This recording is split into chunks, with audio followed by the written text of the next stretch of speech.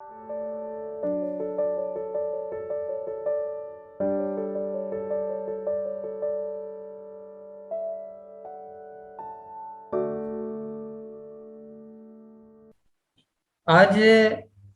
का जो विषय है एक्चुअली बृहद है।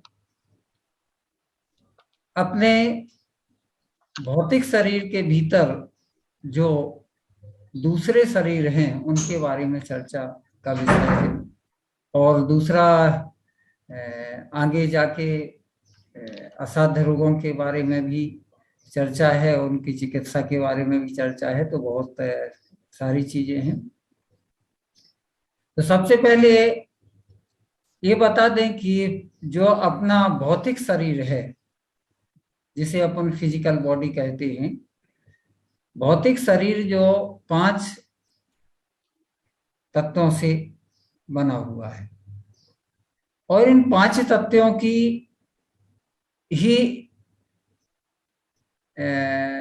उपस्थिति आपको सभी दूसरे शरीर जो आंतरिक शरीर हैं उनमें भी मिलेगी। भौतिक शरीर जन्म से ही मिलता है। सबसे पहले आपको ये बता दें कि हर 7 साल में एक शरीर की वृद्धि होती है।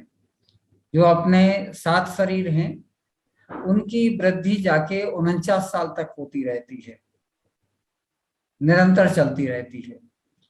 और जो हमारे शास्त्रों ने या वेदों ने बताया है, जो हमें ज्ञान प्राप्त हुआ है, तो उसके अनुसार तो ये है कि ये निरंतर आपके अगले जन्मों तक, अगली पीढ़ियों तक काम आता है।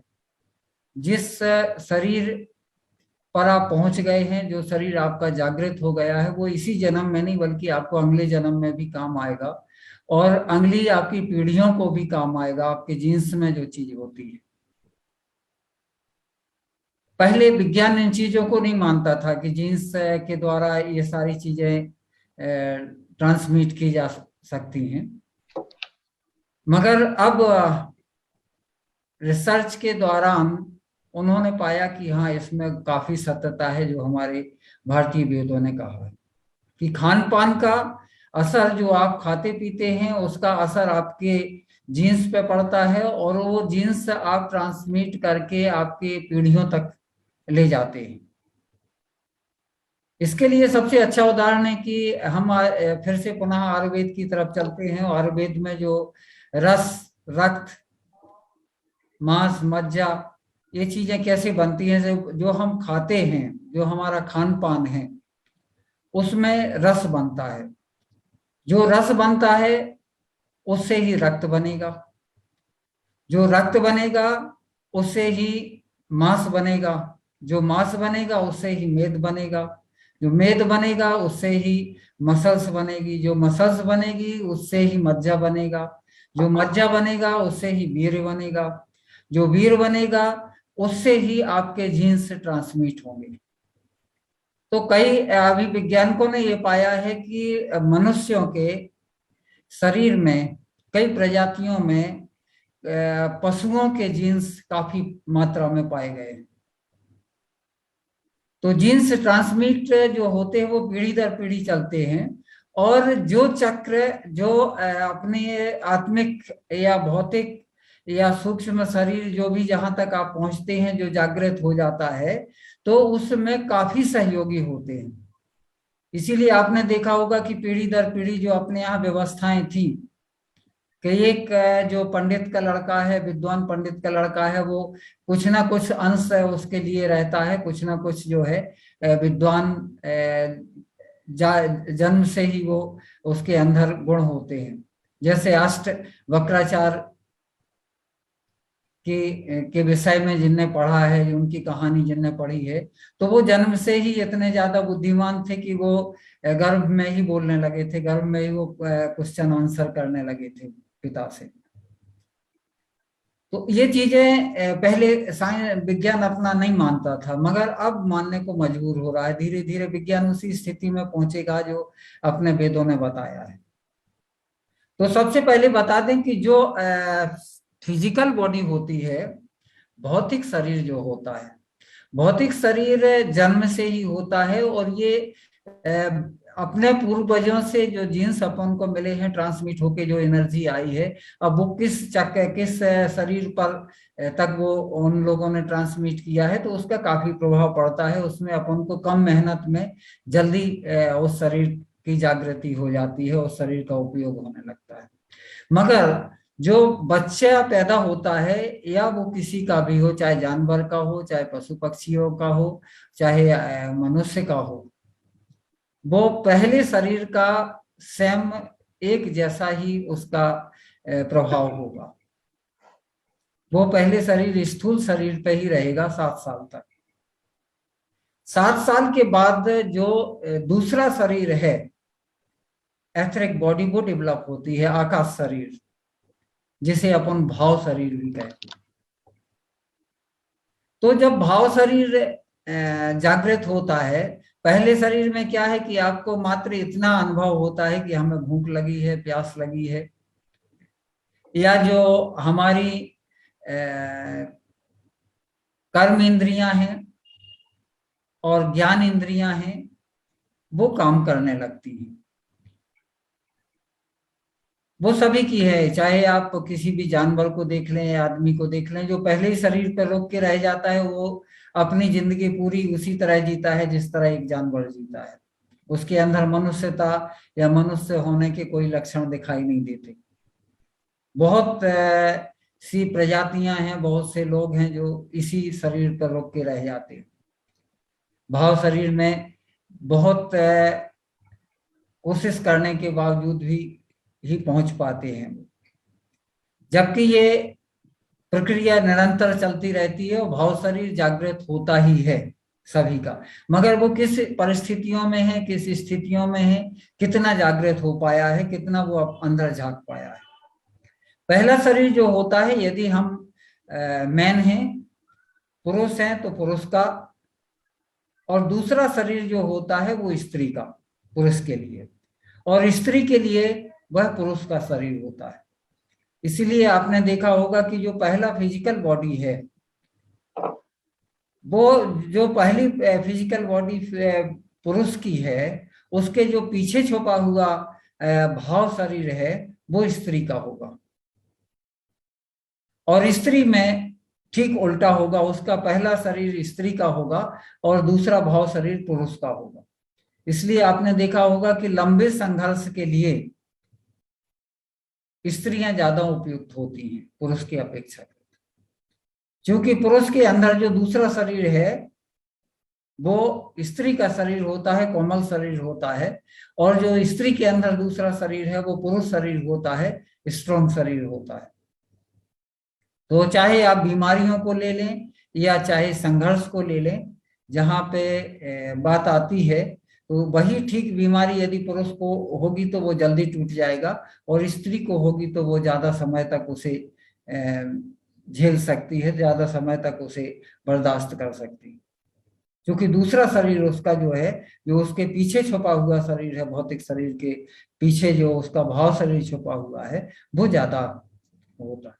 जो शरीर आपका है, हम उसी शरीर की खोज करते हैं। तो जब भाव शरीर होता है तो वो खोज शुरू हो जाती है।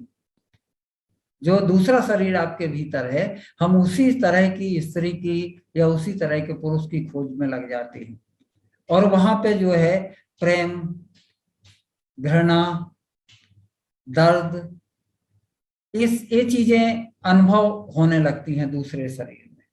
जबकि दूसरा शरीर भी कोई खास प्रोग्रेस नहीं देता है, और ये दूसरा शरीर जो डेवलप होता है वो डेवलप होता है कि आपके परिवार का परिवेश क्या है, आप किस परिस्थितियों में रह रहे हैं, आपके समाज का परिवेश क्या है, उसी हिसाब से दूसरा शरीर डेवलप होता है।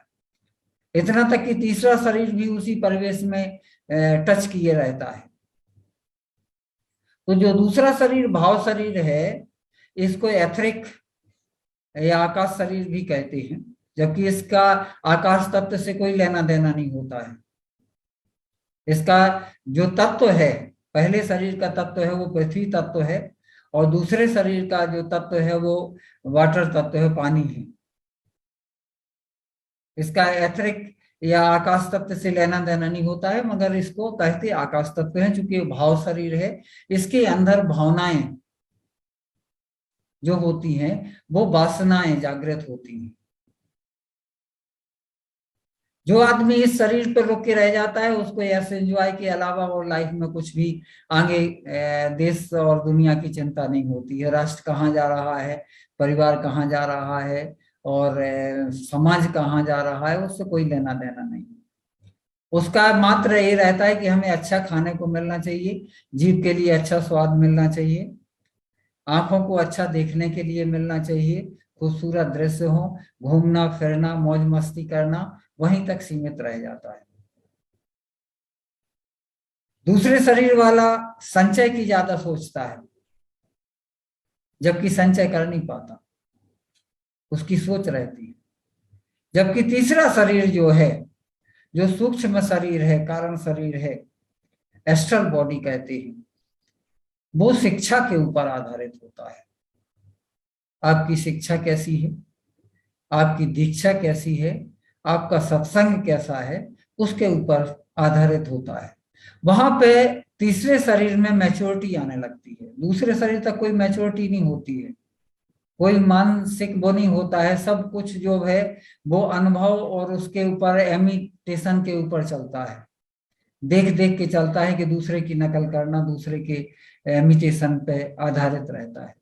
जबकि तीसरे में वह अपने खुद के विचार, खुद के प्रयोग करने लगता है, खुद अपने आप में कुछ सीखने की कोशिश करने लगता है। सारी एजुकेशन का बेस जो है वो तीसरे पे है। किस एजुकेशन में आपको डाला गया है, किस लाइन में आपको डाला गया है, क्या आपको सिखाया जा रहा है उस समय पे, वो ग्रहण करता है तीसरा शरीर।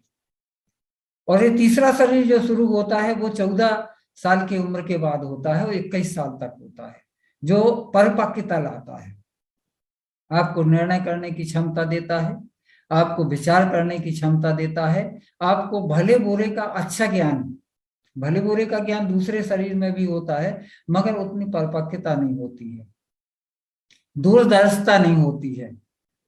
दूरदर्शिता कहाँ आएगी आपको, जब आपका तीसरे शरीर में आपका प्रवेश होगा। तीसरे शरीर तक बहुत लोग पहुंच जाते हैं। तीसरे शरीर तक पहुंचना इतना कठिन नहीं है। दूसरे शरीर पे जो रुक जाते हैं, काफी प्रजातियां हैं, काफी ग्रुप हैं जो दूसरे शरीर पे रुक जाते हैं,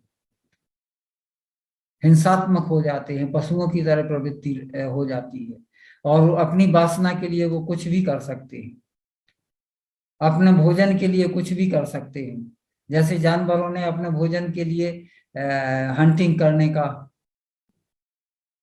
प्रवृत्ति रहती है, मगर तीसरे शरीर वाला ऐसा नहीं करेगा। तीसरा शरीर वाला सोचेगा कि नहीं, इसके अलावा भी कुछ, इसके अतिरिक्त भी कोई साधन है। इसीलिए तीसरे शरीर वाले को मैच्योरिटी दी जाती है, चाहे वो मताधिकार का प्रयोग करना हो, चाहे अपने जीवन के लिए एक निर्णय लेना हो, या अपने जीवन को कहाँ ले जाना है, उसकी तरफ जाना है, कैसे जीवन जीना है, क्या आधारभूत स्थितियां निर्मित करना है, तो उसकी तरफ उसका ध्यान जाने लगता है, अध्ययन की तरफ ध्यान जाने लगता है, अध्यापन की तरफ ध्यान जाने लगता है। यहां जाके बुद्धि कुछ स्थिति में काम करने लगती है, जबकि पूरी तरीके से नहीं। पूरे तरीके से कब काम करेगी, जब आप मेंटल बॉडी में जाएंगे, मनस शरीर में जाएंगे। जितने तरह के मनोविकार हैं वो मनस शरीर के नीचे ही पाए जाते हैं। मनस शरीर में भी मनोविकार पाए जाते हैं यदि वह उसका उपयोग सही ढंग से नहीं करता है। मगर मनस शरीर में जो पहुंचने वाले होते हैं, जो उसका उपयोग करने वाले होते हैं, वो बहुत अच्छे जो साइंटिस्ट होते हैं, बहुत अच्छे विद्वान पंडित होते हैं, बहुत अच्छे वक्ता होते हैं, बहुत अच्छे लेखक होते हैं, चाहे वो तुलसीदास हो या सूरदास हो या कोई भी बड़े कवि हों या बड़े लेखक हों, वो सभी इस स्थिति में पहुंच गए थे, इससे ऊपर पहुंच गए थे। जितने भी प्रथम श्रेणी के अधिकारी होते हैं, मैं यहाँ आपको सतर्क कर दूं कि रिजर्वेशन वाली बात नहीं करते हैं हम यहाँ पे। जिन्हें उठा के बैठा दिया गया है गद्दी पे, उनकी बात नहीं करते हैं, या उन राजनेताओं की बात नहीं करते हैं कि जो वहां जबरदस्ती बैठाए गए हैं गद्दी पे। जितने भी लीडर हैं, जितने भी प्रथम श्रेणी के अधिकारी हैं जो अपनी बुद्धि से वहां तक पहुंचे हैं, वो सभी मनस शरीर के कारण ही पहुंचते हैं, जिनका मनस शरीर में प्रवेश हो जाता है, अन्यथा वो नहीं पहुंच सकते। और मनस शरीर की स्थिति जो बनती है वो बनती है 21 साल के बाद। इसके पहले जागृत नहीं हो सकता, इसके पहले उसकी समझ नहीं आ सकती, इसके पहले उसकी अनुभूति भी नहीं हो सकती है। तो 21 साल की उम्र के बाद, क्योंकि हर 7 साल में एक शरीर काम करना शुरू करता है,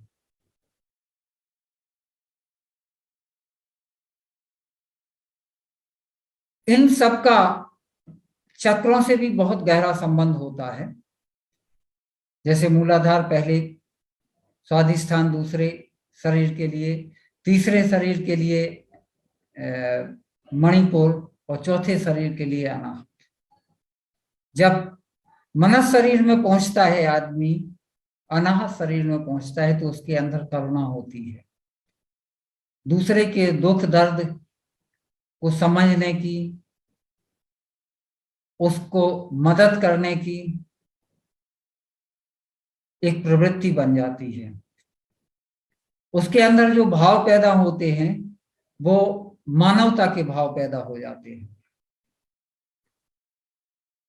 जितने भी अच्छे जजस होते हैं वो इस शरीर से जो काम करते हैं, वो कभी भी कोई निर्णय गलत नहीं ले सकते। तो मनस शरीर जो है, ये बुद्धि मन इनको विकसित करता है, और इसकी कोई सीमा नहीं है कि आपकी बुद्धि कितनी विकसित हो जाए, आप क्या नव निर्माण कर जाएं। जो चीज दुनिया में है नहीं, आप कोई नया आविष्कार करने लगे। इस शरीर में वो क्षमता होती है कि जो हमारा आज भौतिक शरीर के बारे में, जैसे जो भौतिक विज्ञान है या शरीर विज्ञान के बारे में जो जानकारी हम लोगों को है, वो चीड़ फाड़ के द्वारा और शरीर का विश्लेषण करने के बाद ही हमें प्राप्त होती है। मगर हमारा जो आयुर्वेद है, इसने मानसिक शरीर को अपने अंदर प्रवेश करके सब कुछ देखा है और एक एक अंग के बारे में विश्लेषण दिया है। उस समय कोई चीरफाड़ नहीं होती थी, कोई इस तरह का वो नहीं दिखाया जाता था अपने विद्यार्थियों को, कि वो दिखाया जाए स्टूडेंट्स को किसी चीड़ घर में ले जाके और चीरफाड़ करके दिखाया जाए एक एक अंग और उनका विश्लेषण किया जाए। तो कैसे हुआ? एस्ट्रोलॉजी का निर्माण कैसे हुआ है? कैसे सभी ग्रहों के बारे में सटीक जानकारी हमारे पूर्वजों को हुई है? आज हमें ये पता, पहले से पता था कि मंगल की स्थिति क्या है, बुध की स्थिति क्या है, रंग कौन से हैं, वहां का पर्यावरण कैसा है।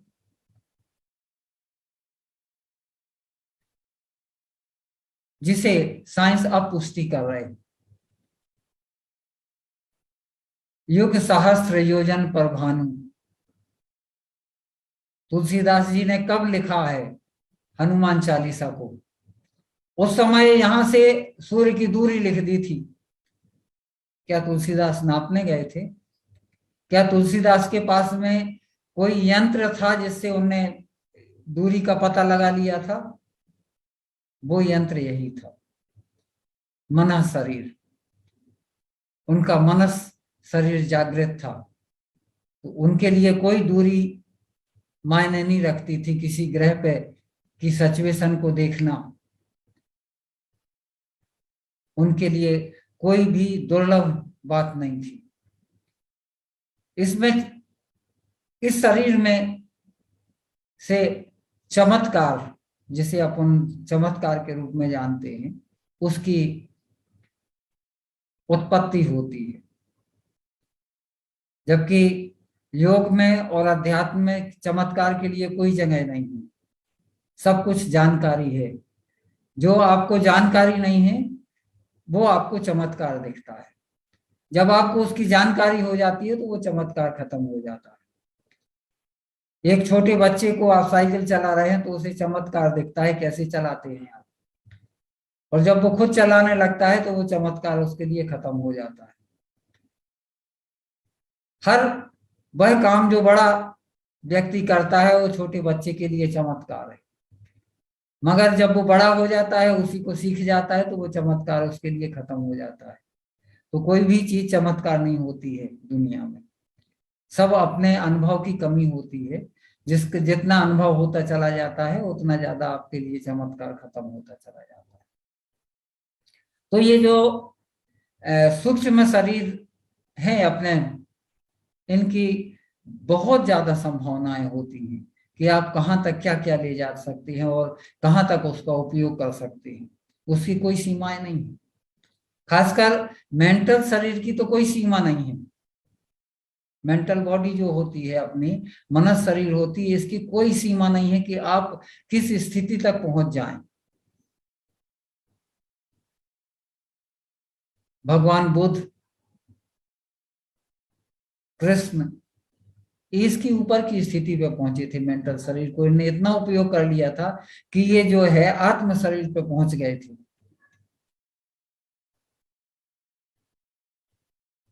जहां आत्म शरीर होता है, ये आत्म शरीर के नीचे वाले वो भक्ति भाव, द्वैत, इस चक्कर में फंसे रहते हैं। जबकि जब आत्म शरीर में आदमी पहुंचता है तो वो अद्वैत में पहुंच जाता है, क्योंकि आत्म शरीर में पहुंचने के बाद में ईश्वर से साक्षात्कार स्वतः हो जाता है, एकात्म हो जाता है। तो वहां पर अद्वैत के लिए,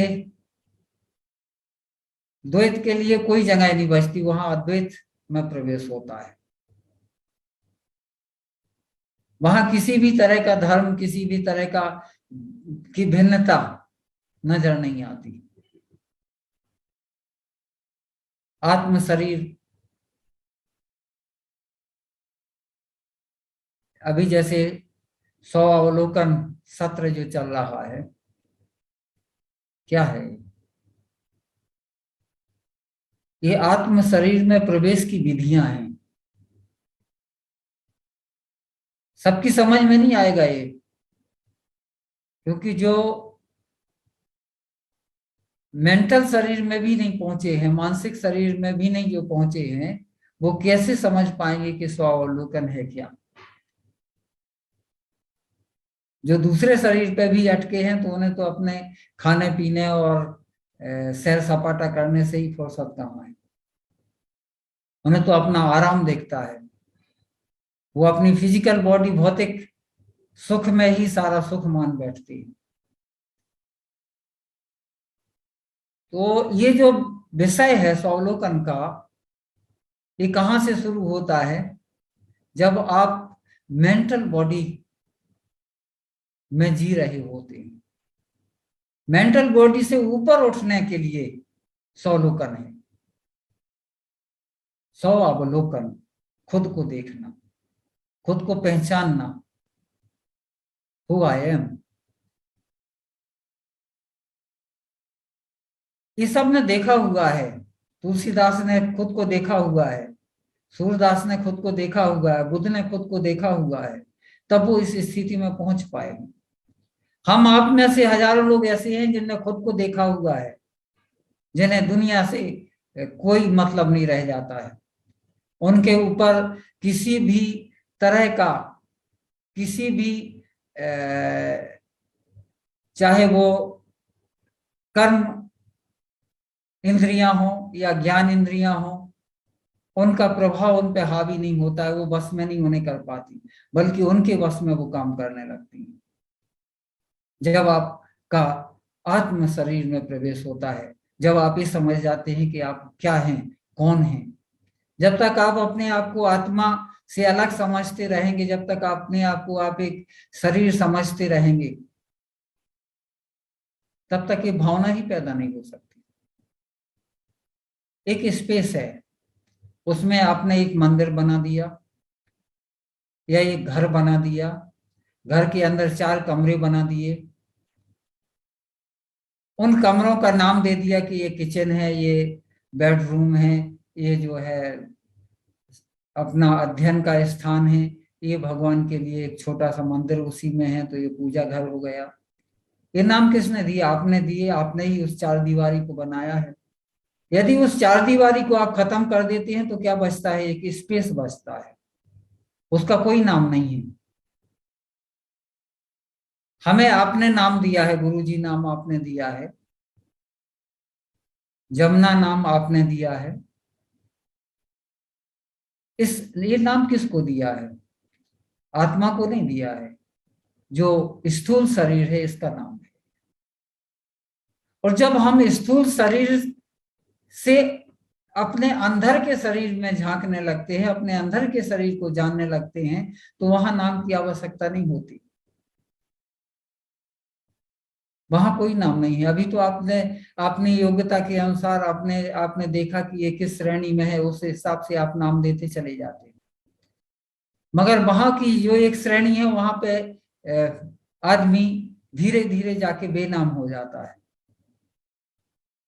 क्योंकि उसे अनुभव होने लगता है कि वो शरीर नहीं, वो कुछ और है। उसका कोई कुछ नहीं बिगाड़ सकता, ना ही उसके जो है कोई इंद्रियां कुछ बिगाड़ सकती हैं, ना ही उसको कोई जल डुबा सकता है, ना उसको अग्नि जला सकती है, ना हवा उसको उड़ा सकती है। उस पर किसी इन 5 तत्वों का कोई प्रभाव पड़ने वाला नहीं। 5 तत्वों का प्रभाव किस पे पड़ता है? शरीर पे। बीमार कौन पड़ता है? शरीर पड़ता है। भला बुरा किसको लगता है? शरीर को लगता है। जब आप आत्म स्थिति में पहुंच जाते हैं तो आपको भला बुरा कुछ भी नहीं महसूस होता है। आपको कौन इज्जत दे रहा है, कौन आपकी बेइज्जती कर रहा है, कौन आपका मान कर रहा है, कौन अपमान कर रहा है, क्या आप खा रहे हैं, क्या आप पी रहे हैं, इससे ज्यादा इंटरेस्ट नहीं रह जाता है कि आपके स्वाद और इन चीजों के आप वशीभूत नहीं होते हैं। खाते हैं आप वहां जीने के लिए खाते हैं, और जो पहला शरीर वाला है वो जीता ही खाने के लिए है। बहुत बड़ा अंतर हो जाता है। बहुत बड़ी समझ में एक एक दो पहलू हैं। एक पैसे के जो 2 पक्ष कहे जाएं कि इधर देखेंगे आप तो कुछ दूसरा है, उधर देखेंगे तो कुछ दूसरा है एक ही पैसा। अंतरात्मा में जब आप झांक के देखेंगे तो कोई दूसरा पहलू आपको नजर आएगा, और स्थूल शरीर को देखेंगे तो दूसरा पहलू नजर आएगा। आपने देखा हो कहीं कई अपने विद्वान हुए हैं जिन्हें अपने शरीर में दर्द का भी कोई फर्क नहीं पड़ता था। उन्हें दर्द सहन करने की एक स्वतः आदत थी, उन्हें कोई फर्क नहीं पड़ता है। कई लोग वो हैं कि जो कभी अपने आप को शून्य नहीं कराते, वो कहते ऑपरेशन करना है ऐसे ही कर दो, हमें कोई दिक्कत नहीं है। क्योंकि वो इस स्थिति में पहुंच जाते हैं कि उस दर्द को अपने ऊपर हावी नहीं होने देते। जब आप किसी भी सूक्ष्म शरीर में प्रवेश करते हैं तो आपको ये अनुभव होने लगती है, और उसी अनुभव से आप समझ पाते हैं कि हम किस सूक्ष्म शरीर में प्रवेश कर चुके हैं। हालांकि इसकी समय अवधि है, समय अवधि से पहले ये जागृत नहीं हो सकती, किंतु अगर जीन्स आपके पैतृक गुण, जिसे आप कहते हैं, जो जीन्स आपके अंदर हैं, उसके कारण ये शरीर के पहले भी, आयु के पहले भी जागृत हो जाते हैं। जैसे अभी अष्टावक्र का हमने उदाहरण दिया है, ऐसे कई, आदि गुरु शंकराचार्य का ही ले लीजिए। तो इनके आत्म शरीर पहले ही जागृत हो चुके थे। अब इनको कहां इस देह से मोह रह गया, क्योंकि ये तो तैयारी कर रहे थे अपने देव शरीर में जाने की। आत्म शरीर से भी ऊपर की यात्रा में ये अपनी तैयारी कर चुके थे। जब ऊपर की तैयारी थे तो वहां पे है ब्रह्म शरीर। ब्रह्म शरीर, कॉस्मिक बॉडी जो होती है, वह उसी की जागृत होती है जिसने 100 लोकन द्वारा अपने आप को जान लिया है। जब तक आप द्वैत में फंसे रहेंगे तब तक वहां पे नहीं पहुंचेंगे। पूजा पाठ करते रहेंगे, भक्ति करते रहेंगे, सब कुछ करते रहेंगे और ईश्वर की प्राप्ति के लिए पूरी कोशिश करते रहेंगे, मगर फंसे रहेंगे आप द्वैत में। द्वैत का मतलब ही दुविधा होता है। आदि शंकराचार्य द्वैत से पहले ही निकल चुके थे, वो अद्वैत में पहले ही पहुंच गए थे, तब वो आदि शंकराचार्य बन पाए। तो आत्म शरीर उनका पहले ही जागृत हो गया था। फिर देव शरीर में प्रवेश करने में उन्हें कोई दिक्कत नहीं हुई। देव शरीर में वही प्रवेश कर सकता है जिसने अपनी आत्मा को जान लिया है। पुराने समय में जो ब्राह्मण नाम से जिन्हें जाना जाता है या ऋषि मुनि नाम से जिन्हें जाना जाता है, वो सभी इस स्थिति में पहुंच गए थे। वो आत्मज्ञान हो गया था। ब्रह्म जानेति ब्राह्मण, इसीलिए कहा गया था। आज भी ब्राह्मण के अंदर वो जीन्स हैं, यदि वो जागृत करना चाहें तो उनके लिए ज्यादा सरल है। उनके लिए रास्ता बहुत इतना सरल है कि दूसरों के लिए यदि 4 दिन में जो रास्ता तय करना है वो 2 दिन में और 1 दिन में भी कर सकते हैं, क्योंकि उनके पीछे जो एक उन्हें सहयोग मिला है, जीन्स का सहयोग मिला है, पैतृक सहयोग मिला है। जैसे पैतृक बीमारियां होती हैं, इसी तरह से ये पैतृक गुण भी होते हैं, जीन्स के द्वारा आपके अंदर आते हैं, मेमोरी के द्वारा आपके अंदर बसे रहते हैं। उनके लिए बड़ा सरल होता है। यदि आपका खान पान बिगड़ा तो आपका ये नहीं है कि आपने अपना खान पान बिगाड़ दिया तो आप उस स्थिति से एकदम गिर जाएंगे। हाँ, भटक जाएंगे, मगर जो आपके आने वाली जनरेशन है उसमें जरूर जीन्स में परिवर्तन होगा, क्योंकि जो आप खाएंगे उसी का तो रस रक्त बनेगा। तो खान पान का इसीलिए सात्विकता का ध्यान रखते थे जितने भी ऋषि मुनि हैं या पूर्वज हैं, क्योंकि उसका प्रभाव अपने सभी 7 शरीरों पर पड़ता है। तो जो ब्रह्म शरीर में पहुंचता है आत्म शरीर को छोड़कर, वो ब्रह्ममय हो जाता है। ब्रह्म जानेति ब्राह्मण। ब्राह्मण का अर्थ यहाँ जाति विशेष से नहीं है, आप उसको अन्यथा में नहीं ले जाना। ब्रह्म जानेति ब्राह्मणा, यहाँ पे जाति ब्राह्मण नहीं है। यहाँ पे जो ब्रह्म की प्राप्ति कर चुका है वो ब्राह्मण हो ही गया है। चाहे वो किसी भी कहीं भी पैदा हुआ हो, किसी भी देश में, किसी भी रीति रिवाज में, उससे मतलब नहीं है। जिसने ब्रह्म को जान लिया वो ब्राह्मण हो ही गया। वो यही रीति रिवाज थी, यही ऋषियों की प्रथा थी। तो इस शरीर में प्रवेश करने के बाद आप ब्रह्म को जान लेते हैं, ब्रह्म शरीर में प्रवेश करते हैं और आप स्वयं ब्रह्म हो जाते हैं। देवत्व शरीर, आप देवत्व को प्राप्त हो जाते हैं। चाहे जैसे आपने देखा हो कि बुद्ध एक राजा के लड़के थे, मगर ब्रह्मत्व को कैसे प्राप्त हुए, उन्हें अवतार कैसे माना? क्योंकि वो इस शरीर में प्रवेश कर चुके थे। राम कृष्ण जितने भी अवतार हुए हैं वो ऑलरेडी अपने 5वें शरीर और 6वें शरीर में प्रवेश कर चुके थे। अब इसके पीछे जो चक्रों का चमत्कार है वो भी आप देखिए। जो 6वां शरीर है वो आज्ञा चक्र में काम करता है, और आज्ञा चक्र जो है वो थर्ड आइज है, जिसे सिक्स सेंस कहते हैं। क्या देखना है, त्रिकालदर्शी। कौन सा व्यक्ति त्रिकालदर्शी होता है?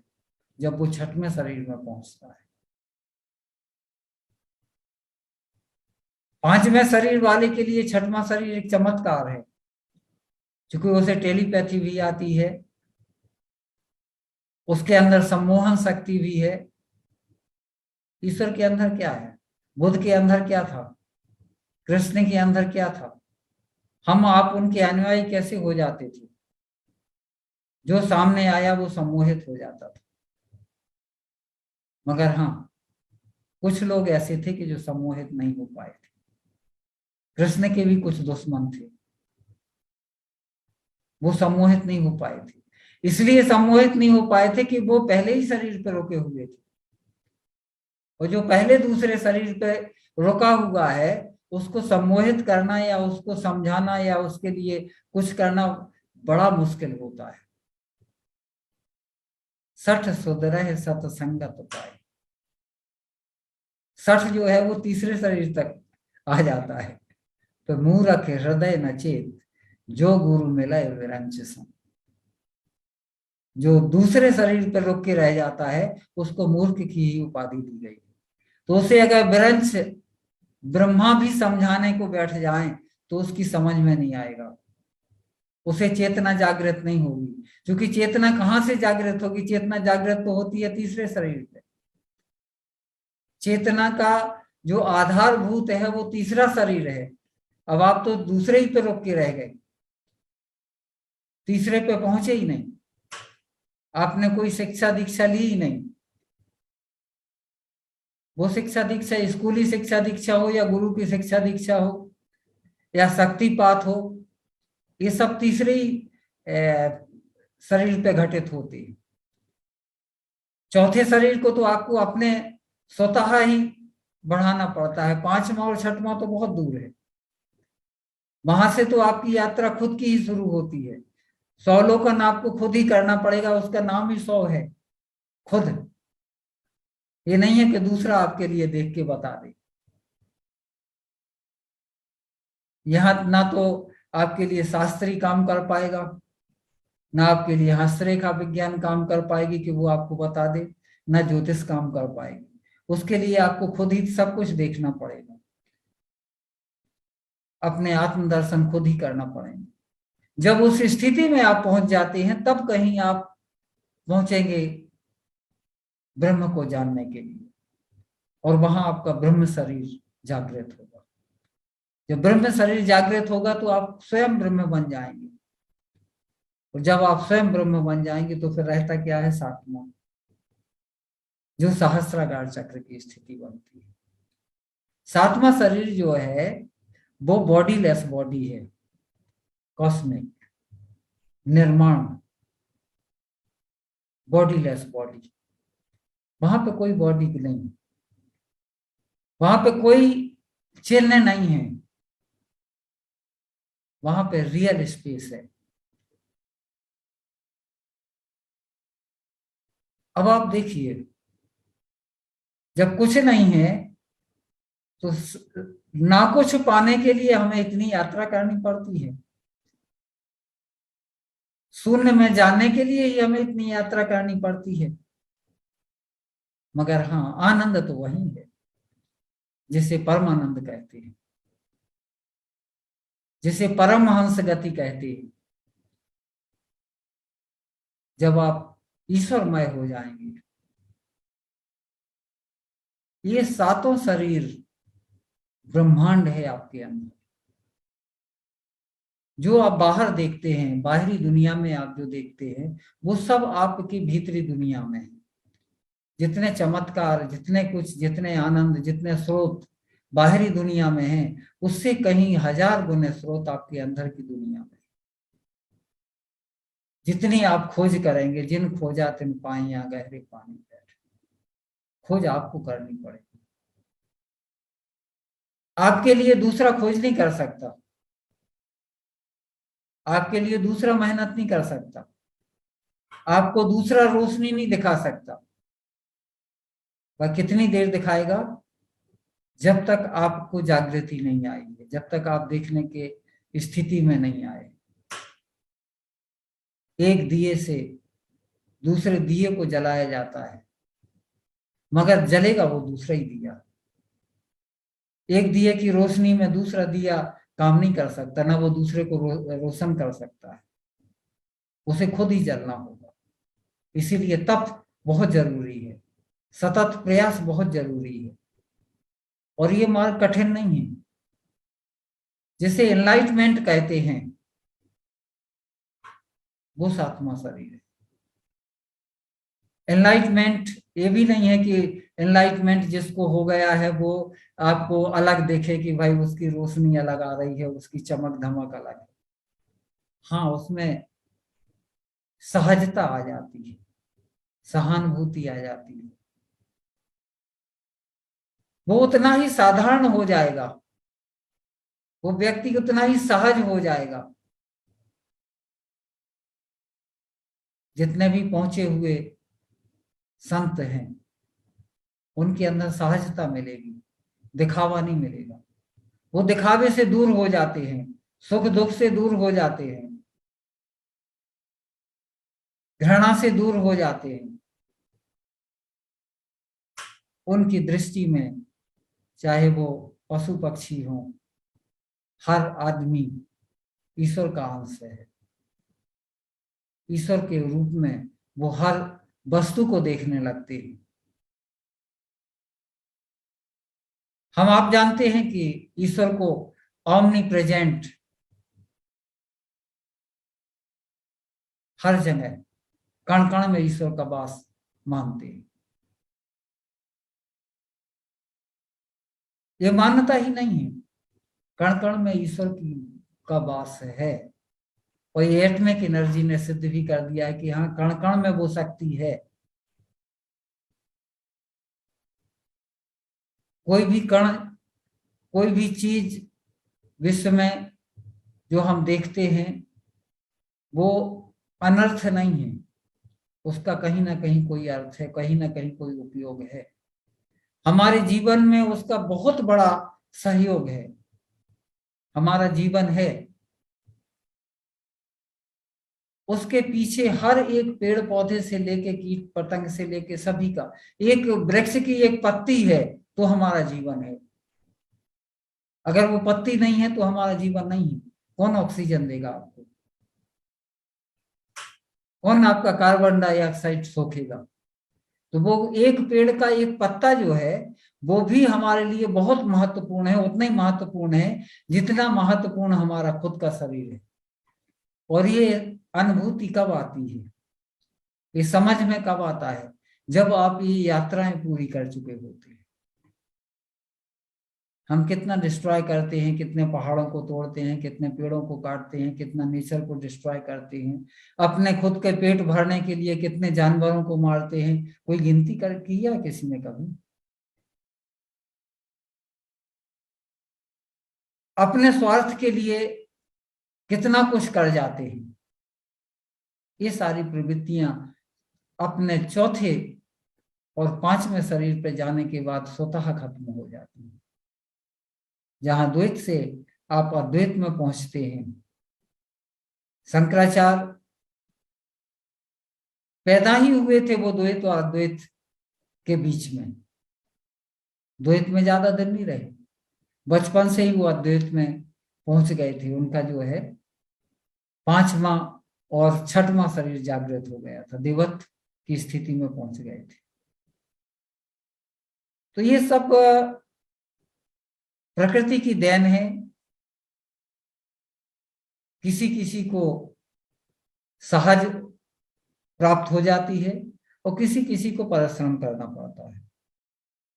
कक्षा 8वीं की का एग्जाम हो, चाहे 11वीं का एग्जाम हो, चाहे 12वीं का एग्जाम हो, चाहे बीए का एग्जाम हो, बीएससी का हो, एमए का हो, एमएससी का हो, चाहे पीएचडी हो, आप देखते हैं कि कोई फर्स्ट अटेम्प्ट में ही निकल जाता है और किसी को 2 बार और 3 बार परीक्षा देनी पड़ती है, चाहे वो यूपीएससी हो चाहे पीएससी हो। आपको कई बार अटेम्प्ट करना पड़ेगा, चाहे वो पीएमटी हो, और कोई एक बार में ही निकल जाता है। तो ये अपने अपने भाग्य, अपने अपने कर्म और अपने अपने उसकी अपने पूर्व स्थितियां क्या है आपने निर्मित कर रखी है, पूर्व जन्म का आपके साथ में कितना प्रभाव है, जीन्स का आपके साथ में कितना प्रभाव है, उस अनुसार ही ये शरीर भी बड़ी जल्दी जागृत हो जाते हैं किसी किसी के। किसी किसी को सहज ध्यान लग जाता है और कोई पूरी जिंदगी कोशिश करता रहता, ध्यान में पहुंच ही नहीं पाता। जबकि ध्यान कोई बड़ी बात नहीं है, ध्यान एक सहज है, आपका एक अधिकार है, आपके अंदर छुपी हुई एक सहज शक्ति है, मगर उसको आप भूल गए हैं। जिस चीज को आप भूल गए हैं, जिसका आपने बहुत समय तक प्रयोग नहीं किया है, तो उसे आपको फिर से सीखना पड़ेगा। उस स्थिति में पहुंचने के लिए आपको बहुत मेहनत करनी पड़ेगी। आपने एक हाथ को एकदम सीधा कर रखा है, आप 1 महीने तक सीधा किए रहे हाथ को, टेढ़ा नहीं करें। 1 महीने बाद हाथ मोड़ने में आपको बड़ी तकलीफ होगी और हो सकता है कि 3 महीने आपको मोड़ने में लग जाएं। आपने मोड़ के रखा है 2-3 महीने और उसके बाद आपको सीधा करना है, तो पता लगे कि 6 महीने आपको सीधा करने में लग जाए। जबकि ये आपका नॉर्मल है, सहज है कि आपको जब टेढ़ा करना है, आपको मोड़ना है, मोड़ लीजिए, सीधा करना है, सीधा कर लीजिए, आप करते ही। मगर यदि आपने उसका उपयोग नहीं किया तो कितनी कठिनाई होती है उसका पुनः उपयोग करने में। यही बात आती है अपने ध्यान में, यही बात आती है कि आपने जिस एनर्जी का उपयोग ही नहीं कभी किया, तो उसके उपयोग की विधियां ही भूल जाते हैं आपके, कैसे उपयोग करना है। फिर उसको दोबारा उपयोग करने में आपको बहुत मेहनत करनी पड़ती है।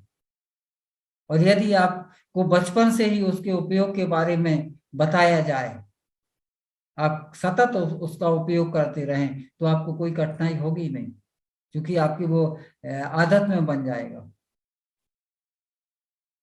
तो समय के साथ विषय को यहाँ रोकते हुए, जो भी आपके क्वेश्चन हो तो उन्हें आप बताइए, कोई वो नहीं है। निर्माण देव शरीर में पहुंचने के बाद फिर कहीं कुछ पाने को नहीं रह जाता है, सब कुछ प्राप्त हो जाता है। और आगे जो दूसरा विषय था कि हम जो क्रॉनिक डिसीजेस हैं उनके ऊपर कैसे काम करें, उनके ऊपर कैसे काबू पाएं। तो आपको बताते, जैसे क्रॉनिक डिसीज आते हैं, जो भी डिसीज होते हैं शरीर में, वो शत्रु नहीं है शरीर की। क्रमशः जैसे वो आते हैं, क्रमशः उसी गति से उसको धीरे धीरे अलग किया जा सकता है शरीर से। इसके लिए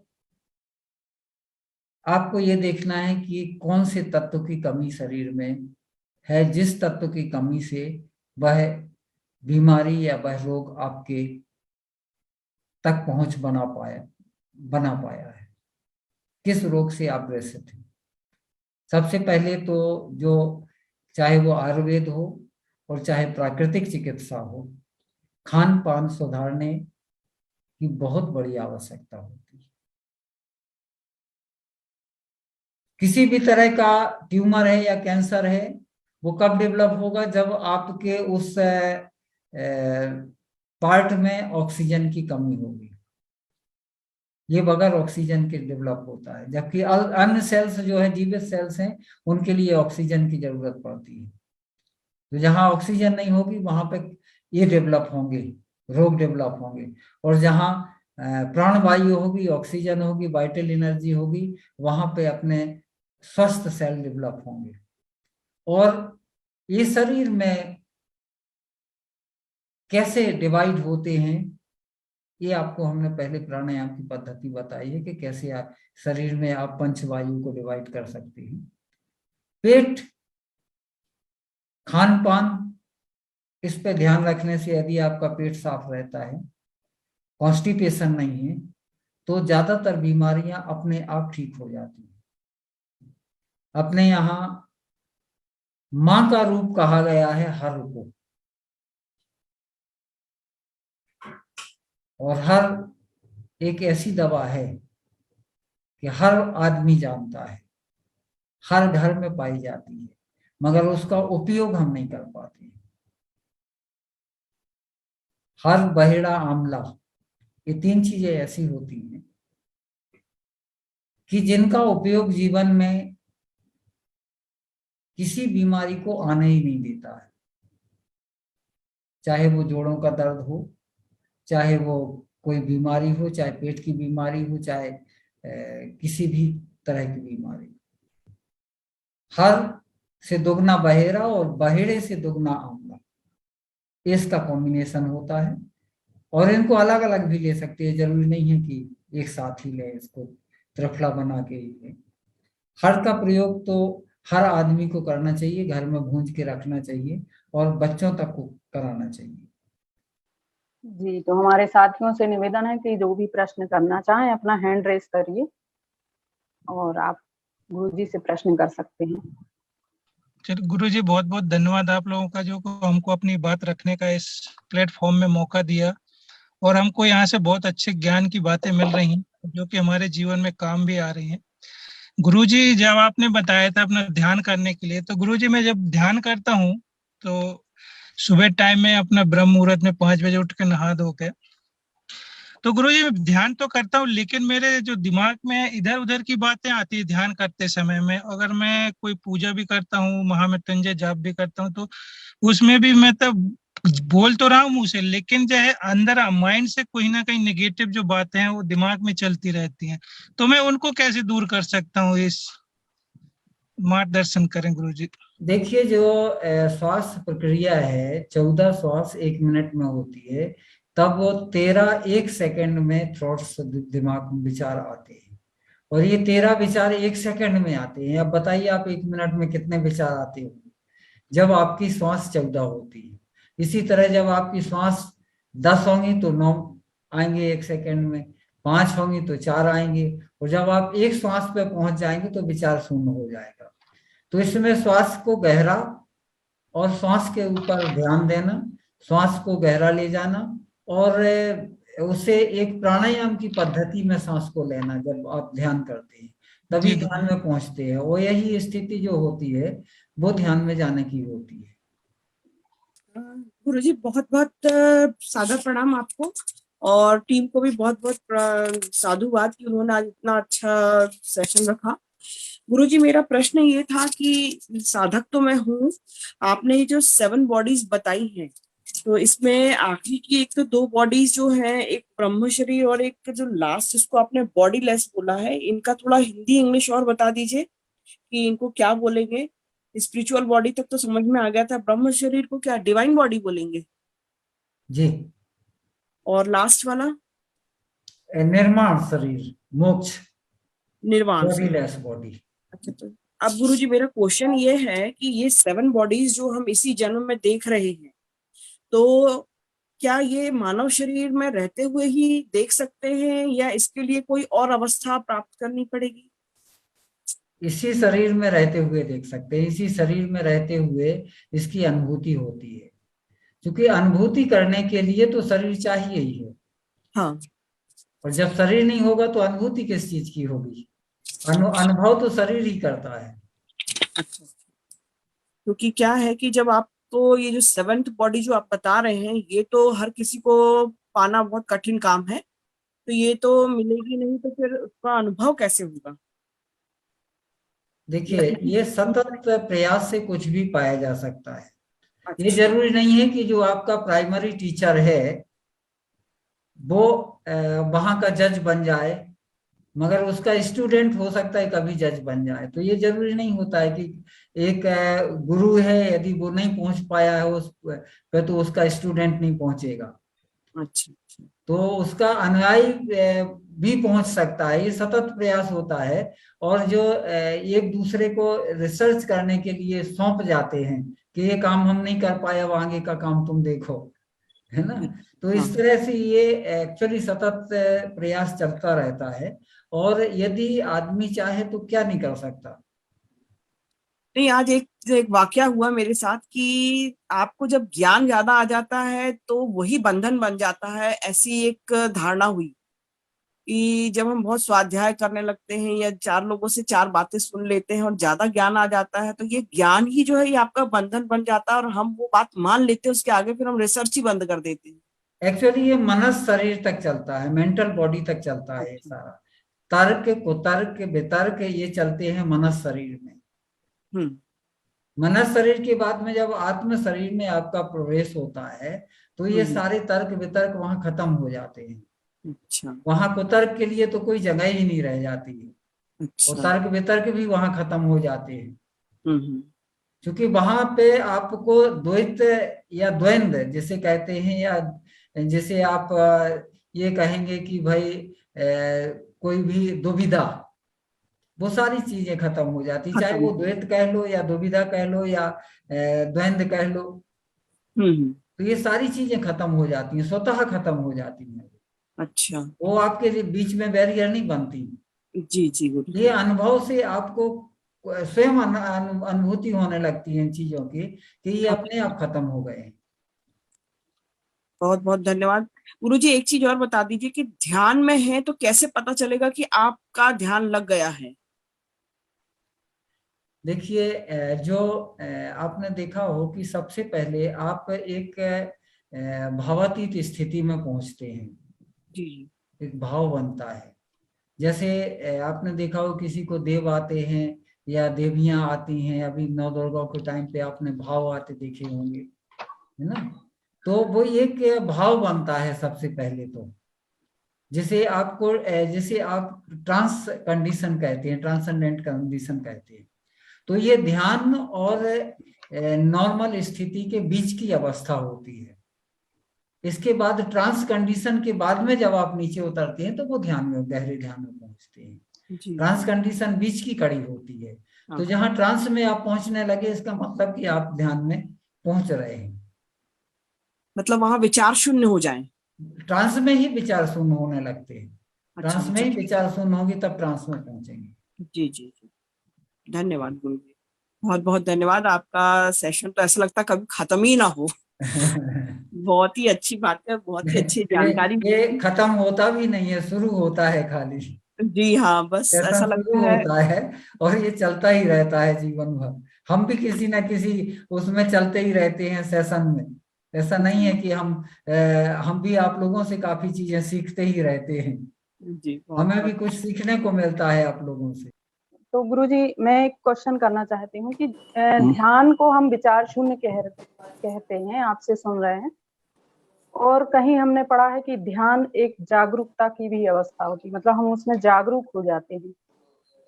तो ये मतलब विचार शून्य और जागरूक होना में इसमें क्या अंतर है? देखिए, ध्यान सुप्त अवस्था को नहीं माना जाता है। आप यदि एक स्थिति में पहुंचते हैं कि वहां जाके आप सो जाते हैं तो सुप्त अवस्था को ध्यान नहीं कहा जा सकता। ध्यान जो है एक एनलाइटमेंट है, एक जागृति है। महाराज जी, आपने बहुत ही अच्छे ज्ञान की बातें बताई हैं, मैं आपको नमन करता हूँ।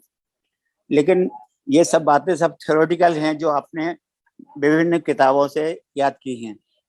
मैं जानना चाहता हूँ कि इसमें से आप प्रैक्टिकल करके किस अवस्था में पहुंचे हैं? आपका जवाब मैं पहले ही दे चुका हूँ कि ये जरूरी नहीं है कि आपको जिसने प्राइमरी कक्षा में पढ़ाया है वो मजिस्ट्रेट हो ही, वो टीचर ही रहता है, मगर उसका पढ़ाया हुआ व्यक्ति जरूर एक जज बन जाता है या IAS बन जाता है। नहीं, देखिए, तो ये जरूरी नहीं होता है। वैसे भी हमें देख के आप ये अनुभव कर सकते हैं हमारे विचार सुन के हमारे नजदीक आने से आपको ये अनुभव होने लगेगा कि हम किस स्थिति में हैं। ये कहा नहीं जाता है और ना ही अपने बारे में कोई कभी कुछ कहता है। देखिए, हमको आपको समझने की क्षमता तो है नहीं महाराज जी।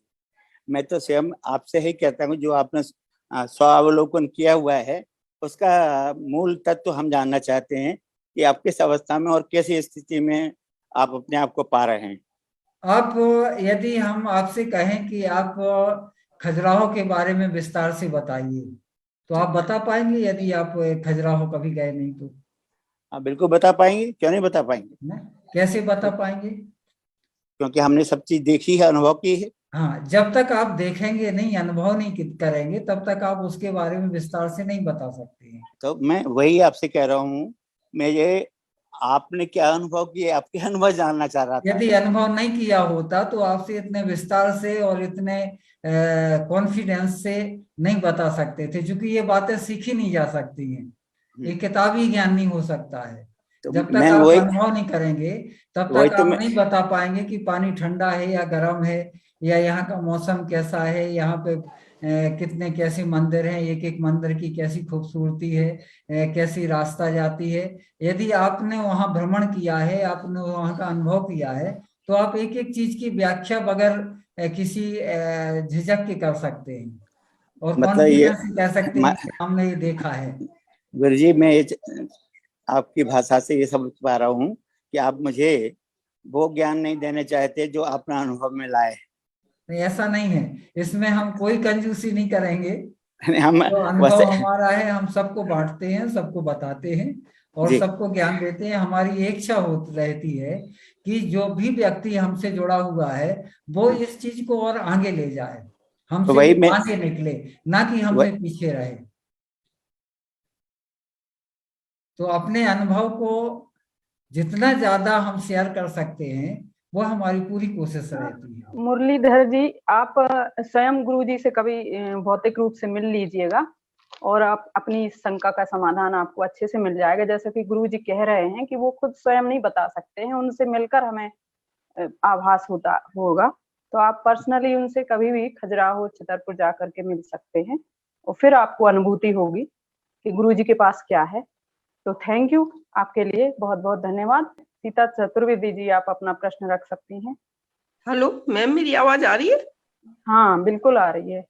अरे गुरुजी को सादर प्रणाम और सभी को मेरा बहुत बहुत नमस्कार और नए वर्ष की शुभकामना भी, हिंदू नव वर्ष की। मैं ये बोलना चाह रही हूँ गुरुजी कि कभी कभी हम देखते हैं कि कुछ लोगों को बोले देवी आ गई या देवता आ गए और उनमें भाव आने लगते हैं, या काफी लोगों को बोले कि अभी जैसे बागेश्वर धाम गए हम, वहां तुमने देखा काफी उन्हें प्रेत आत्माएं आ गई हैं, वो नाच रहे हैं, गा रहे हैं, चिल्ला रहे हैं। तो ये कौन सा भाव है? ये किस ध्यान में वो व्यक्ति चला जाता है जो अपनी सरल स्थिति को भूल के और दूसरे भाव में जीने लगता है? तो ये गुरुजी कौन सा भाव उसके अंदर प्रकट होता है, ये पूछना चाह रही हूँ।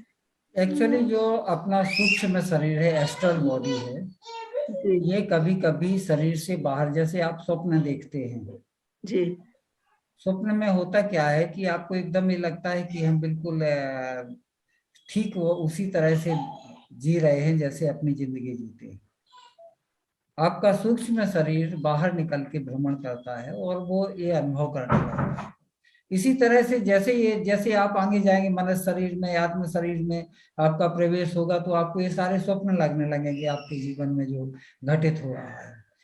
तो ये अपना भाव होता है, जो भाव होता है जिसने जो आपने धारणा कर ली है या जो भावना आपके अंदर बैठ गई है कि ये भाव है, ये देवी इस तरह से आपके अंदर प्रवेश कर रही हैं, तो वो आपकी धारणा से आपके अंदर प्रवेश होती है और वो भाव आते हैं। वो आपके जान में अनजान में इससे कोई मतलब नहीं कि आपने त्राटक किया है, आपने साधना की है या आप इस स्थिति में पहुंचे हैं या नहीं।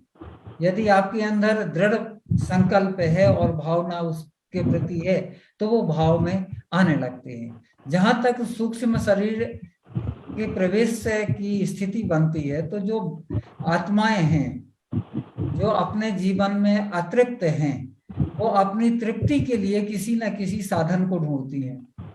होता क्या है कि अतृप्त आत्माएं शरीर छोड़ देती हैं और फिर उनको बगैर शरीर के तो कोई साधन मिलता नहीं। जब उनकी अपनी तृप्ति के लिए वो किसी ना किसी शरीर को ढूंढती हैं और किसी ना किसी शरीर में प्रवेश करती हैं। तो ये होता है, मगर होता 1% है और 99% मानसिक बीमारियां होती हैं। ये भी नहीं कहा जा सकता है कि भूत प्रेत की ये संभावनाएं होती हैं और नहीं होती हैं, मगर 1% तो होती हैं। 99% मानसिक बीमारियां होती हैं। जैसे आपको बता दें कि किसी किसी स्थिति में जब अपनी फ्रिक्वेंसी किसी दूसरी फ्रिक्वेंसी से टकराने लगती है तो विभिन्न तरह की आवाजें अपने कानों में सुनाई देने लगती है। ये एक्चुअली मानसिक बीमारी है।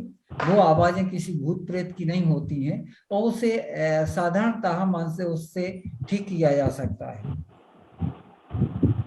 उसे भी अपन भूत प्रेत की छाया मान लेते हैं कि जो फ्रिक्वेंसियां आपके कानों में टकरा रही हैं या जो फ्रिक्वेंसियां ह्यूमन बॉडी में नहीं है, ओवर फ्रिक्वेंसियां जो आने लगती हैं, वो आवाजें आपको सुनाने लगती हैं, तो वो स्थितियां वो एक विकार है, ना कि वो भूत प्रेत। ये भी नहीं कहा जा सकता है कि भूत प्रेत की कोई उपस्थिति नहीं होती है। प्रेत आत्माएं होती हैं। शरीर जब छोड़ता है तो आत्मा की उपस्थिति होती है, मगर उसकी डिपेंड करता है कि उसके की भावनाएं कैसी हैं। कुछ अच्छी आत्माएं होती हैं, सदात्माएं होती हैं जो हमेशा दूसरों की मदद करती हैं, और कुछ जिनकी इच्छा पूर्ति नहीं हो पाती है, वो शरीर को ढूंढती है कि किस शरीर में प्रवेश करके वो अपनी उस पूर्ति को साधन शरीर को बना के कर सके। जी गुरुजी, थैंक यू। ज्योत्सना जी, आप अपना प्रश्न रख सकते हैं। नमस्कार गुरुजी। नमस्कार सर, सभी साथियों को भी नमस्कार। गुरुजी, मैं ये पूछना चाह रही थी, अभी आपने बताया हरड़, बहेड़ा और आंवला, ये अगर कॉन्स्टिपेशन हो तभी ले सकते हैं या नॉर्मल आदमी भी ले सकता है इसको? और इसको दूसरा प्रश्न, इसको खाली पेट लेना है सुबह या कैसे भी किसी भी वक्त लिया जा सकता है? यदि ये नॉर्मल है जी, तो कभी भी ले सकते हैं, और यदि पेट की कोई बीमारी है तो खाने से पहले खाली पेट ही इसको लिया जाता है और शहद के साथ लिया जाता है। इसके बाद जी डिपेंड करता है किस तरह की बीमारी हो। वैसे इन चीजों को तो एक घर में रखना ही चाहिए, खासकर हर को तो घर में रखना ही चाहिए। माँ की तरह काम करती है हर, और प्रोटेक्शन देती है बच्चों के लिए भी और बड़ों के लिए भी। और हर का पाउडर तो रखना ही चाहिए, नहीं है तो हर, बहेड़ा, आंवला, ये तीनों चीजें यदि संभव हो तो अपने खुद घर में बनाएं, बहुत अच्छा उसका परिणाम मिलता है। और एक प्रश्न और सुषमा जी पूछना चाह रही थी, उनका शायद माइक नहीं ओपन हो रहा। ये हरड़ को कच्चा ले सकते हैं क्या? वैसे भुनी हर नुकसान नहीं करती है कभी, उसके साइड इफेक्ट नहीं है। कच्चे में दस्त लग सकते हैं, इसलिए जो है भून के हर लेते। ये हरण भी दो तरह की आती है ना, एक बड़ी और एक छोटी हरण? दोनों में बराबर की क्षमता होती है, मगर भून के ही लेना चाहिए। छोटी हर ज्यादा ताकतवर होती है, बहुत बहुत बड़ी हर जो है धन्यवाद। हल्की सुपाच्य मानी जाती है। जी, अभय खरे जी को बुलाना चाहूंगी और इसके बाद डॉक्टर राहुल मिश्रा जी। जी नमस्कार। जी नमस्कार डॉक्टर साहब, आवाज आ रही है? हेलो जी जी जी हाँ जी। थोड़ा सा प्रश्न, थोड़ा सा मेरे हिसाब से अजीब हो सकता है, आपको वो लगे। मेरा प्रश्न एक्चुअली जो जितना भी अभी सुनने में आया, मतलब जैसे जीन्स जो ट्रांसफर होते हैं, अब कभी कभी हम ऐसे भी देखने में आते हैं, हमारे रिलेशन में भी हैं, मदर और फादर बिल्कुल स्वस्थ हैं, सब कुछ है, लेकिन उनका बेटा मानसिक रूप से विकलांग हुआ। तो जैसे अपन ये मानते हैं कि पूर्व जन्मों का भी इसमें वो होगा, फल होगा, और जीन्स भी ट्रांसफर होंगे, तो है क्या एक्चुअली, मतलब पूर्व जन्म का भी है और या दोनों है, या फिर मतलब नहीं होता है, क्या एक्चुअली मानेंगे इसको? इसके पीछे 3 कारण हो सकते हैं। जी। एक तो गर्भावस्था में बीमारी, अच्छा। गर्भावस्था जी के जी। दौरान कोई लापरवाही, पूर्व जन्म के कर्मों का फल और माँ बाप के कर्मों का फल। बड़े पुत्र पिता के धर्मा। मतलब गर्भावस्था वाली जो बीमारी वो छोड़ दें तो बाकी मतलब आध्यात्मिक कारण ही ज्यादा नजर आता है। नहीं है, इसमें ज्यादातर गर्भ अवस्था में बीमारियों का, संक्रमण का जो प्रभाव होता है उससे ही विकलांगता आती है। जी जी जी। जैसे ऑक्सीजन की कमी के कारण ज्यादातर मानसिक विकलांगता आती है। यदि गर्भ अवस्था में या प्रजनन के दौरान यदि 5 सेकंड के लिए भी ऑक्सीजन में रुकावट हो जाती, कभी कभी क्या होता है कि डिलीवरी के दौरान दिक्कत होने की वजह से सांस जी लेने जी में जी। रुक जाती है। ऑक्सीजन। और यदि वो 10 सेकंड के लिए, 5 सेकंड के लिए भी ऑक्सीजन की कमी हो जाती है तो हमेशा के लिए मानसिक विकलांगता आ जाती है और शरीर में काफी रुकावट आ जाती है। तो इसे एक एक्सीडेंटल वो मानते हैं, इसे वो नहीं मानते हैं कि नहीं वो, मगर ये क्यों हुआ, वो होना ही था, उसे कर्मों का फल वो पूर्व जन्म या का फल पूर्व होगा। जन्म का वो मानते हैं, है ना। नहीं तो वो जी एक्सीडेंट ही नहीं हो। जी जी। दूसरा, ठीक है ग्रह गुरु जी। नक्षत्रों का प्रभाव जो है स्थायी रूप से पृथ्वी पर पड़ता है, चाहे वो जी वनस्पति हो चाहे मानव हो, उनके ऊपर सभी पर ग्रह नक्षत्रों का प्रभाव पड़ता है। पूरा जो दुनिया में है, जो कुछ भी है, अणु से लेके कीटाणु तक, उसका सबका प्रभाव अपने जीवन पे पड़ता है। इस बात को आपको मानना ही पड़ेगा। जी जी, सही बात। ठीक है गुरु जी, प्रणाम, नमस्कार। जी। हाँ गुरु जी, मेरा सवाल ये है कि जो हम लोग जो भी काम करते हैं, अच्छे काम या बुरे काम, तो ये चीज पक्का है कि अगर हम अच्छे काम करते हैं या जो भी एक नैतिक काम है उनको फॉलो करते हैं हम अपने दैनिक जीवन में, तो ये चीज पक्का है कि कहीं ना कहीं हमें कष्ट भी हो सकता है, हमें अपने कंफर्ट जोन से बाहर भी आना पड़ेगा। तो कोई भी आदमी मतलब किस उम्मीद से अच्छे काम करे, मतलब उसके पास क्या सबूत है इस चीज का कि अगर वो अच्छे काम करता है तो उसे उसका परिणाम भी अच्छा मिलेगा? क्योंकि हमारे आसपास यदि हम एग्जाम्पल देखते हैं तो मुझे कहीं से कहीं तक ये चीज फिट नहीं बैठती कि किसी ने अच्छे काम किए हैं तो उसे अच्छा परिणाम मिल रहा है, किसी ने बुरे किए हैं तो बुरा। मैं से बहुत सारे लोगों को जानता हूँ जिनने बुरे काम किए हैं तब भी वो अच्छी सुखमय जिंदगी जी रहे हैं, लेकिन जो बचपन से अच्छे काम करते आ रहे हैं तब भी उनकी जिंदगी में परेशानी पे परेशानी आ रही है। तो कोई कैसे ये चीज अपने आप को समझाए कि अगर वो अच्छा कर रहा है तो उसे अगले जन्म में या कभी ना कभी इसका परिणाम मिलेगा, मतलब इस चीज का सबूत क्या है? इसे समझने और समझाने की जरूरत नहीं है। आप किसी से यदि राम राम करेंगे तो वो राम राम ही आपसे करेगा। आप किसी से नमस्ते कहेंगे तो वो आपसे नमस्ते कहेगा। जो आप बोएंगे वो आपके पास उसका फल निकलेगा। वो फल बाद में निकले, अब ये तो जरूरी नहीं है कि आप आज आम का पेड़ लगा दें और आपको कल आम खाने को मिल जाए।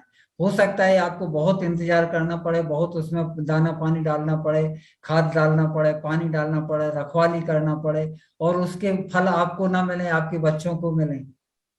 हाँ गुरुजी, बस इसी चीज का क्या सबूत है कि बच्चों को फल मिलेगा या हमें अगले जन्म में फल मिलेगा उसका? वही सबूत यही है कि आपने जो पेड़ लगाया है वो फल तो देगा। अब वो कब फल दे रहा है वो तो अपने समय पे देगा, वो आपकी अनुसार नहीं देगा। आपने यदि आप वैक्यूम जगह में जाके जो शब्द कहेंगे वो शब्द आपके पास लौट के आएगा। आप जो कुछ कहेंगे, ये दर्पण है, ये दुनिया एक दर्पण है। आप जो कुछ भी है आपका चेहरा ही आपको दिखेगा। तो आप जो कर रहे हैं वो आपके पास ही वापस आएगा। इसके लिए कोई भी उदाहरण देने की जरूरत नहीं है, ये शाश्वत सत्य है। और आप देख के प्रैक्टिकल करके देख लीजिए। आप एक अननोन आदमी से जाके कहेंगे भैया नमस्ते, तो वो आपसे भैया नमस्ते ही कहेगा। और आप उसे एक गाली देके देखिए, वो आपको 10 दे देगा। जी तो उसका परिणाम तो आपको रिजल्ट तुरंत का तुरंत मिलता है, उसमें कोई वो नहीं है। मगर हाँ, जो आप बोते हैं उसका थोड़ा सा लेट हो सकता है, उसके लिए आपको इंतजार करना पड़ता है, मगर वो मिलेगा ही, इसमें कोई दो राय नहीं। आप किसी का भी उदाहरण उठा के देख लीजिए, आपने अच्छे काम करने वालों को देखा, बुरा काम करने वालों को देखा होगा। हमने जो आपको एक बात पहले बताई थी कि हृदय की जो अवस्था है वो 10,000 साल होती है, मगर वो कैसे एक एक अपराध करने पे कैसे 10-10 साल घटती चली जाती है। आपने किसी क्रिमिनल को ज्यादा लंबी उम्र नहीं देखी होगी। आप किसी को भी उठा ले, किसी भी डाकू का उदाहरण देख लें, आपके देखते देखते 50 डाकू पैदा हुए होंगे भीड़ों में और वो चले गए होंगे, आप ज्यों कहते हो वही हैं। इस तरह से कितने क्रिमिनल, कितने माफिया, कितने आपने देखे अपने जीवन में, हजारों देखे होंगे, हजारों की गिनती आप करा सकते हैं, और वो चले गए। एक हृदय की जो सबसे बड़ी है, आपने कहीं सुना है कि कोई किसी मंदिर में आज भी हृदय धड़कता है कृष्ण भगवान का? 5,000 साल हो गए कृष्ण भगवान को। जगन्नाथ हाँ। वहां वो पे आज भी धड़कता है, वो 5,000 साल तक और धड़केगा, क्योंकि 10,000 साल तो उसकी आयु है ही, इसमें कोई शंका नहीं। तो इसकी पुष्टि करता है इस चीज की। मगर जितनी बार आदमी जो कुछ भी गलत काम करेगा, क्राइम करेगा, तो वहां पे आपने देखा होगा कि आपको डर लगता है किसी काम करने में, और जब आपको डर लगता है तो आपके रोंगटे खड़े हो जाते हैं, फुर्र आ जाती है, जिसे ब्रविधि कहते हैं। आपको गर्मी में भी एकदम ठंड का एहसास हो जाता है, थोड़ी देर के लिए, 2 सेकंड के लिए आपका पूरा शरीर कप जाता है। आपके अंदर कौन सा वो पैदा होता है, आपके अंदर कौन सा चीज अंदर आती है कि जो आपको ठंड का अनुभव करा देती है? कौन सा हार्मोन्स पैदा होता है? वो वही हार्मोन से, वो वही जहर है जो आपके अंदर रोग पैदा करता है। जब आप क्राइम करते हैं, आपको डर लगता है, आप भयभीत होते हैं, आपको ब्रविधि आती है, आपके रोंगटे खड़े हो जाते हैं, आपके अंदर 2 सेकंड के लिए ऑक्सीजन की कमी पड़ जाती है पूरे शरीर में, तो आपके रोंगटे खड़े हो जाते हैं ऑक्सीजन सक करने के लिए, आपकी बॉडी एक एक रोम छिद्र खुल जाते हैं। ये क्यों होता है? आपने सोचा है कभी? ये तभी होता है जब आपको भय लगता है, आप क्राइम करते हैं, आपके रोंगटे खड़े होते हैं। क्यों होते हैं? क्योंकि आपके अंदर ऑक्सीजन की कमी पड़ जाती है, आपके अंदर एक जो हार्मोन्स पैदा होता है, वो जहर पैदा हो जाता है, जो आपको ज्यादा लंबी आयु नहीं देता है, आपकी आयु क्षीण कर देता है। तो इसलिए जो बुरे कर्म करने वाला है, वो तो कभी ये सोच ही नहीं सकता है कि वो सुख क्षणिक आपको लगने लगता है कि उसको सुख है। आप ये बताइए कि जितने भी गलत काम करके पैसा कमाने वाले हैं, उनके पैसा की क्या गति होती है? जितने स्मगलर हैं, माफिया हैं, वो क्या सुख से खा पाते हैं? क्या वो चैन से सो पाते हैं? हाँ, वो एक नाग बन के उनकी रखवाली जरूर करने को बैठ जाते हैं, और उसी में भयभीत रहते हैं, ना सो पाते हैं, ना जाग पाते हैं, ना खा पाते हैं, ना पी पाते हैं, भय की जिंदगी जीते हैं। गुरुजी, मैं आपके सामने एक आदमी का एग्जांपल रखना चाहूंगा। जैसे कोई भी एक आदमी है जिसने बचपन से लेके अपने जब तक उसका मरण नहीं हो गया तब तक उसने हमेशा अच्छे काम किए, लेकिन उसे जिंदगी में हमेशा दुख ही दुख मिले। एग्जाम्पल के लिए उसे कभी बीमारियों का सामना करना पड़ा, कभी उसे और चीजों का, कुल मिला के बचपन से लेके जब तक उसका मरण नहीं हो गया तब तक उसे दुख ही दुख मिले, लेकिन उसने हमेशा अच्छे काम किए, हमेशा नैतिक काम किए। तो उस आदमी के बारे में आप क्या बोलना चाहोगे? मतलब देखिए, पूर्व जन्म के भी कुछ ऐसे कर्म होते हैं जो जिनका फल आपको, देखिए दुनिया जो है, स्वर्ग और नरक कहीं दूसरी उसमें नहीं है, ये यहीं पे है। आप यहीं पे एक से एक जो जिन्हें आप सोचते हैं कि बहुत धनवान है या बहुत सुख में है, हो सकता है कि वो सबसे ज्यादा दुखी आदमी निकले। सबसे ज्यादा दुखी आदमी कौन है दुनिया में, बताइए आप? और सबसे ज्यादा सुखी आदमी कौन है दुनिया में? आप जैसे मानते हैं कि एक प्राइम मिनिस्टर था देश का, वो क्या सुखी है? एक प्रेसिडेंट देश का क्या सुखी आप मानते हैं उसे? उसे अपने कर्मों का फल भोगना पड़ रहा है। वो एक बैल की तरह काम कर रहा है देश के लिए। वो सुखी नहीं है। वो ना तो सो पाता है, ना जाग पाता है, ना अपनी इच्छा से खा सकता है, ना अपनी इच्छा से चल फिर सकता है, ना अपनी इच्छा से किसी से मिल सकता है, ना अपनी इच्छा से विचरण कर सकता है। वो घूमने भी नहीं जा सकता है, 2 कदम बाहर भी नहीं रख सकता है। उसे हमेशा ही डर सताता रहता है, कोई मार नहीं दे, कोई कुछ कर नहीं दे, कहीं कुछ हो नहीं जाए। तो ये सुख मानते हैं आप उसे? वो स्वतंत्र है क्या? वो परतंत्रता की जिंदगी जी रहा है। उसे आप भले मानते हैं कि बहुत सुखी है, देश का प्राइम मिनिस्टर है, ये फला देश का प्रेसिडेंट है, ये बड़ा सुखी है, इतना बड़ा आदमी है, वो सुखी है।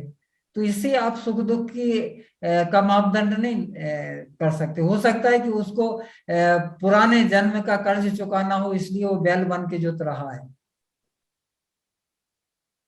आपके पास में अरबों है, मगर आपको खाना तो 2 रोटी है। आपके पास 50 मकान है, मगर सोना तो आपको एक ही बेड पे है। यदि वो कंफर्टेबल नहीं होगा तो वही आपको नसीब नहीं हो रहा है।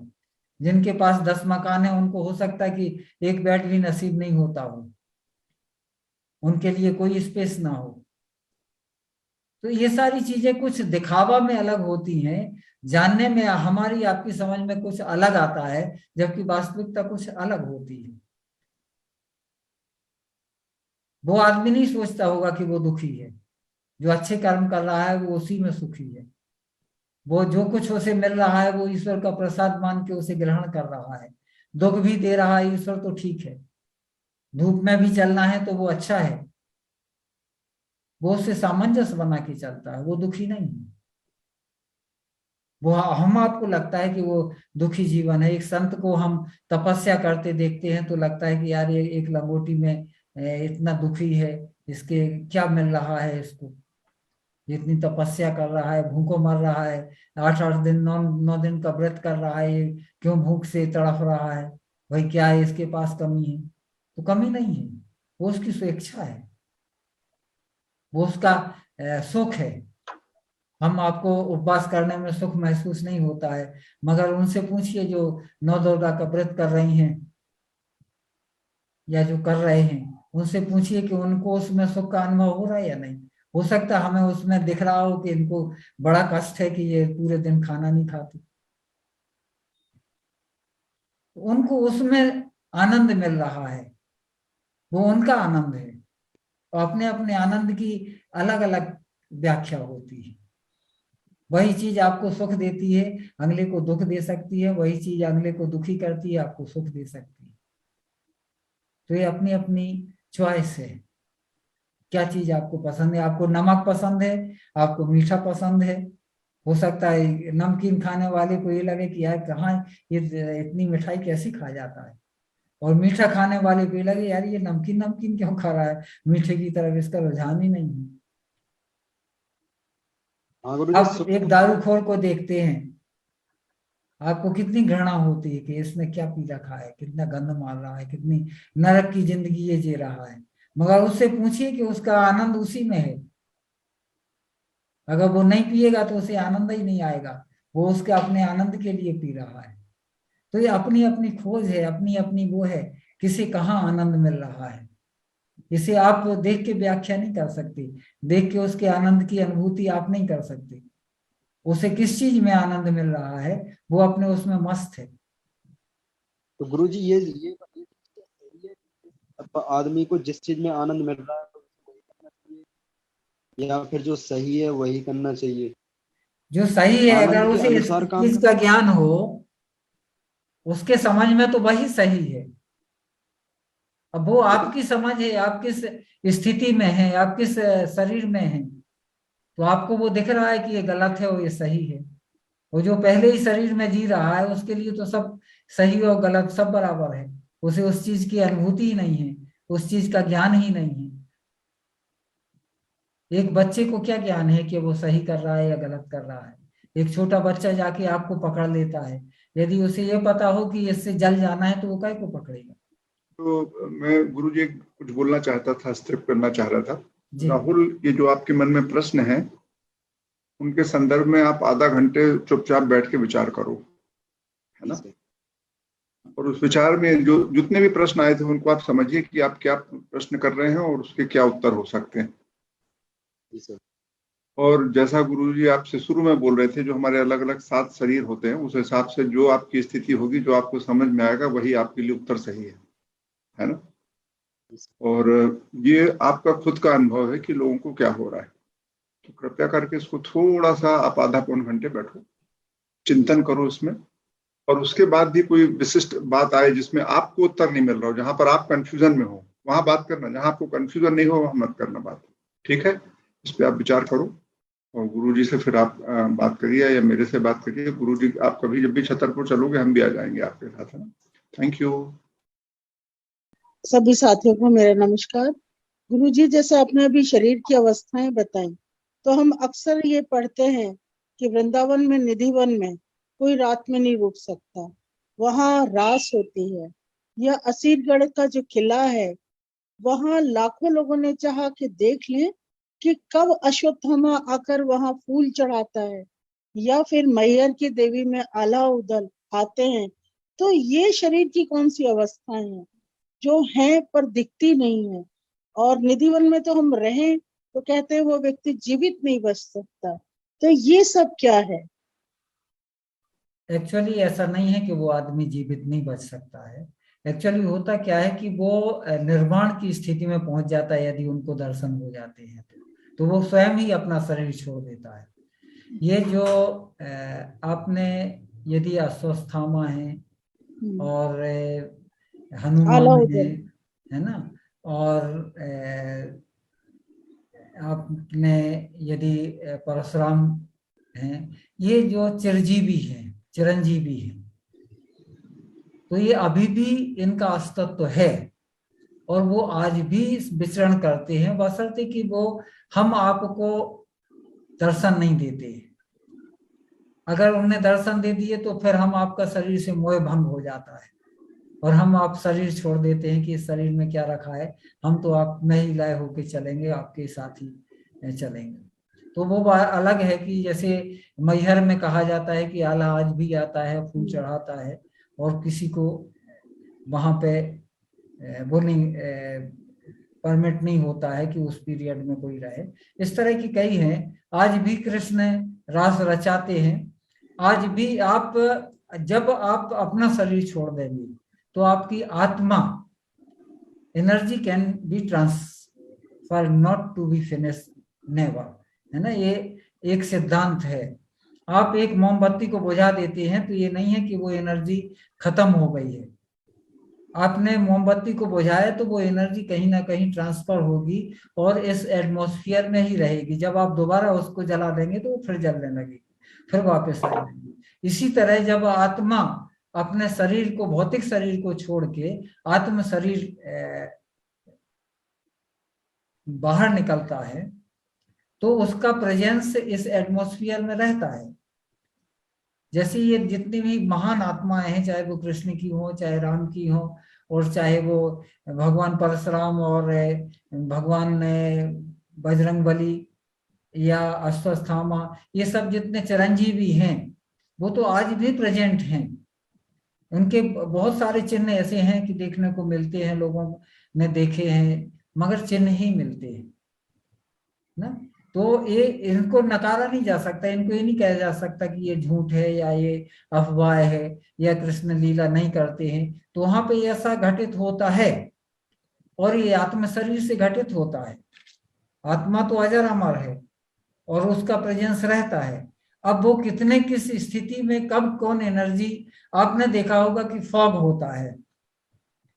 फॉग में आप देखते हैं कि हवा के अंदर जो है वो पानी की उपलब्धता होती है और वो इतना ज्यादा उसका घनत्व तो बढ़ जाता है कि वो आप देख सकते हैं। जबकि पानी की उपलब्धता तो हवा में हमेशा रहती है, वहां आप अपनी नंगी आंखों से हमेशा नहीं देख सकते। मगर जब फॉग होता है उसका घनत्व तो बढ़ जाता है तो आप देखते हैं, दिखाई देने लगती है। इसी तरह जब एनर्जी का घनत्व तो बढ़ जाता है तो कभी कभी वो दृश्य रूप में दिखाई देने लगती है।